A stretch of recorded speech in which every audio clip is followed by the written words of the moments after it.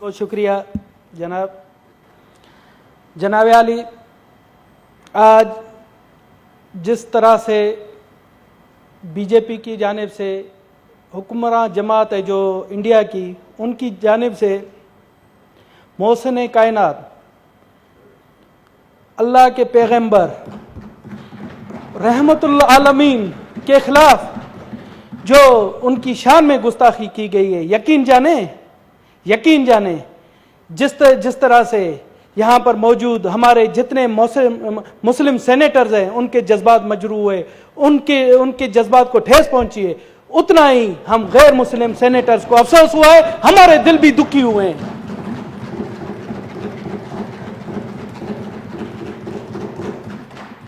जनाबे आले, ये बीजेपी का बयानिया है, ये हिंदू मजहब का बयानिया नहीं है।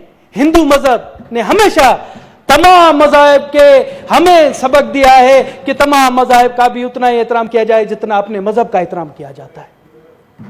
तो हम एक शख्स के या एक जो मोदी सोच वाली आरएसएस की सोच वालों को किसी मजहब से हम नहीं मिलाते, ये उनकी सोच है और उन्हीं का वतीरा रहा है। उन्होंने हमेशा, आप ये देखें कि मोदी जो सोच है, मोदी सोच ने तो वहां के अछूत हिंदुओं पर भी जिंदगी हराम की हुई है, वो उनके अपने मजहब के लोग हैं, उन पर भी उन्होंने जिंदगी हराम की है। तो मुसलमानों के ऊपर तो उन्होंने किया है, मगर अपने पर भी किया हुआ है। तो जनाब आला, यहां पर गिलानी साहब ने कहा कि ये उम्मा के लिए, मुस्लिम उम्मा के लिए स्यादन है। मैं कहता हूं ये इंसानियत के लिए स्यादन है, पूरी दुनिया के लिए स्यादन है कि हुजूर पाक की शान गुस्ताखी की जा रही है। मैं इस चीज का गवाह हूं, मैं बचपन से देखता आ रहा हूं। मैं पूरी दुनिया को बता देना चाहता हूं कि जो एक सच्चा मुस्लिम है, जो एक सच्चा अगर कमजोर अकायद का भी मुस्लिम है, मगर जब हुजूर पाक की शान के हवाले से बात आती है तो वो अपनी औलाद से भी ज्यादा, अपने माँ बाप से भी ज्यादा, अपनी तमाम कीमती चीजों से ज्यादा हुर्मत रसूल पर कुर्बान हो जाता है। उसकी हुर्मत रसूल के लिए वो अपनी जान कुर्बान के लिए तैयार हो जाता है।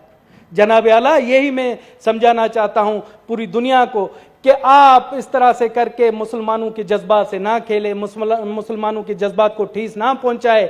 आप देखें कि हुजूर पाक सल्लल्लाहु अलैहि वसल्लम ने हमेशा इंसानियत का दर्स दिया।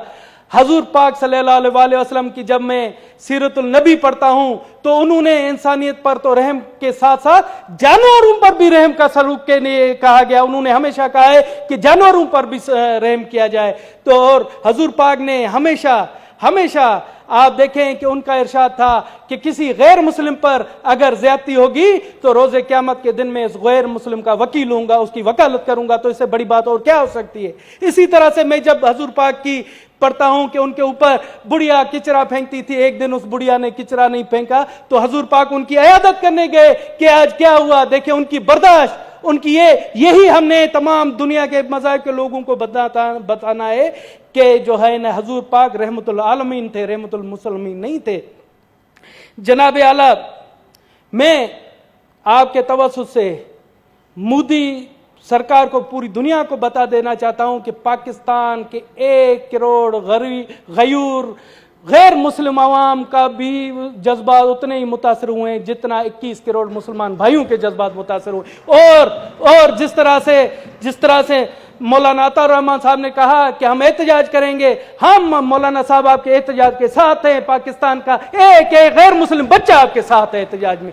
और मैं आपके तवज्जुह से कहता हूं कि जब आप इंडियन हाई कमीशन की तरफ जाएंगे तो धनेश कुमार उस कमीशन की सरबराही करेगा और इंडिया को पैगाम देगा कि पाकिस्तान के 1 करोड़ अवाम आपके इस मजलूम हरकतों के खिलाफ हैं और आपको मुंह तोड़ जवाब दे रहे हैं।